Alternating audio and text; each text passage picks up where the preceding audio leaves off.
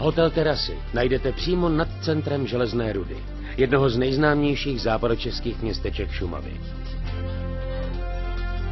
Terasy jsou svou polohou a vybaveností vhodné pro letní i zimní turistiku, také cykloturistiku v krásné šumavské přírodě.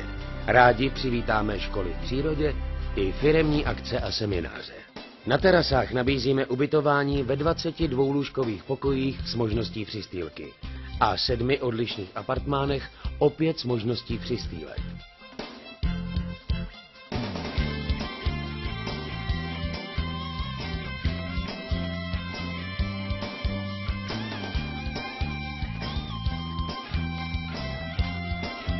Všechny pokoje mají samozřejmě vlastní koupelnu a sociální zařízení.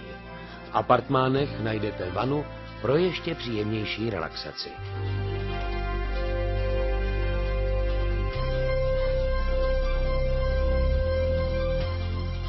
V příjemném prostředí stylové restaurace si můžete vybírat z nabídky českých i mezinárodních specialit.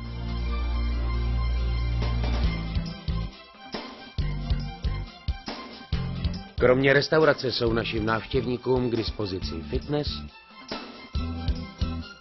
sauna, solárium, letní terasa s dětským pískovištěm a bazénem.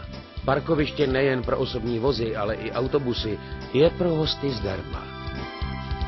Na našich webových stránkách si snadno sami zajistíte rezervaci a dozvíte se, kolik za pobyt zaplatíte.